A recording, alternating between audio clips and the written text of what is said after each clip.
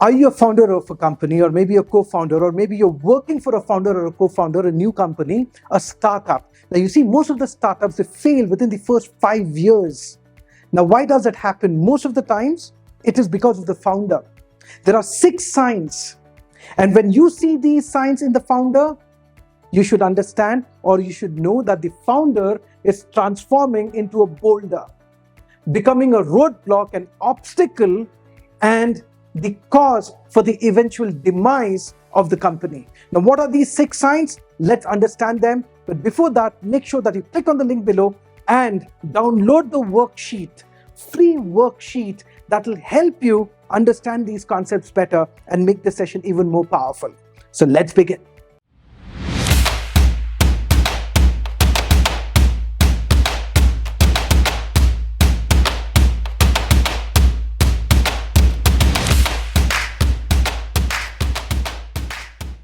Now, the first sign that you need to look for is M, that is micromanagement.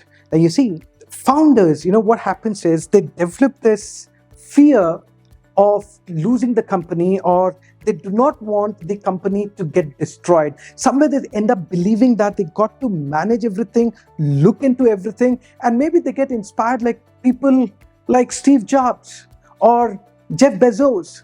Now, you see, these people were too involved with the iPhone or Kindle.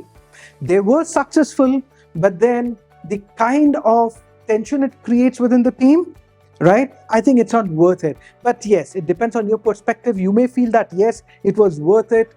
Steve Jobs micromanaged the launch of iPhone, or Jeff Bezos did that for Kindle. Okay, that's Steve Jobs and that's Jeff Bezos. Very few people pull it off, but most people do not. Micromanagement is not a good idea. What happened to Ron Johnson, J.C. Penney, right? When he became the CEO, he tried to manage everything, even looking after the merchandise. That was not his job. You see, this stifles creativity.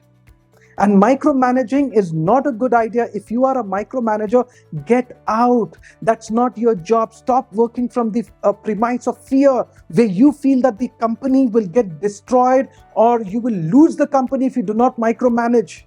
You see, let's say you're the founder, you're the king. You don't go in the front line and fight the war. You stay in the castle, you strategize with the council. That's your freaking job. It's not your job to micromanage and to look into everything. So that's the first sign. Now, the next sign is RTC, resistance to change. Oh, there are a lot of examples. Don't you know them, right? BlackBerry, Nokia. What happened? They resisted change. Yahoo resisted change. Blockbuster went bust.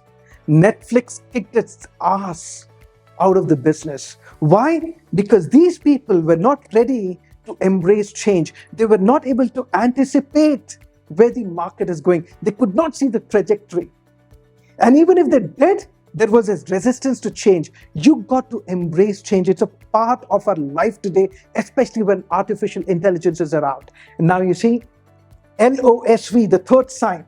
The third sign is lack of strategic vision. Lack of strategic vision. One good example is Yahoo. They had an opportunity to acquire Tumblr. Microsoft wanted to acquire, but then they lost out on a lot of opportunities and they did not have a strategic vision. And when founders do not have a strategic vision, when they lack strategic vision, they start getting into new ventures. They start launching new products. They start wasting resources and efforts. They put an effort into something that's not going to see the sunlight maybe. So you got to get out of this zone. And number 4, PC. PC is poor communication. You see, as a founder, you got to work on your communication style, communication skills.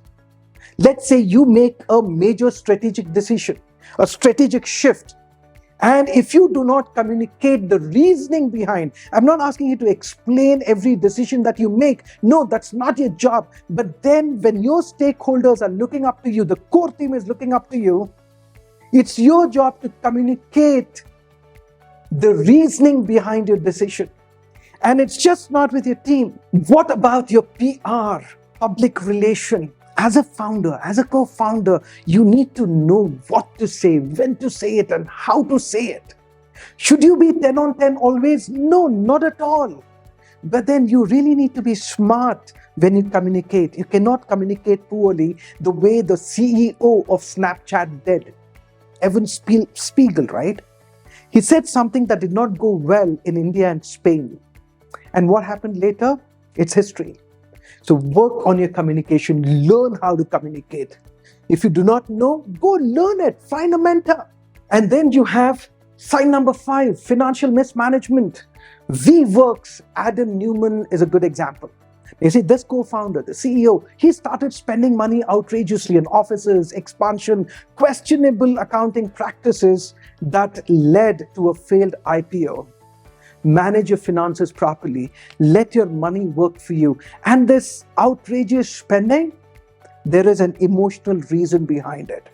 And that is why you need to be looking for sign number 6, EH, that is emotional hostage. As a co-founder, as a founder, are you held hostage by your own emotions? Your negative emotions? Think about it for a moment. You experienced burnout before that. Do you get angry, frustrated? Is it tough for you to control your emotions and move forward? Because when this happens, a lot of founders, they call off campaigns. They don't listen to their teams.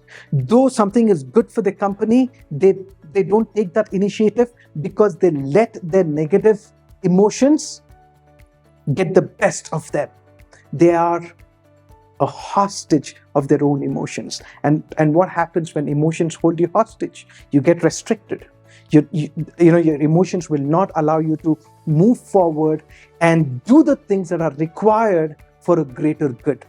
You put your emotions first. You put your ego first. Your ego holds you hostage. Your emotions hold you hostage. Now, these are the 6 signs.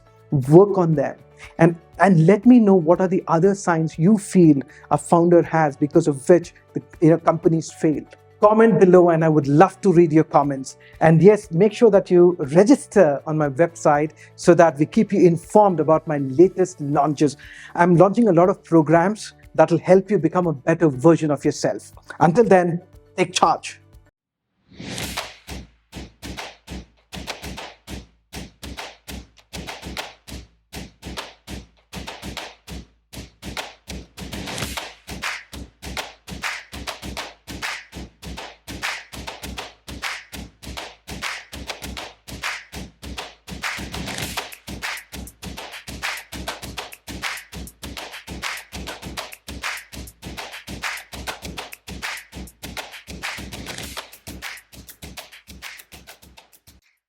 Shop taken by Ahmed Muhammad is of very high order and it's much useful to the personal development of each person. This workshop isn't just about memory.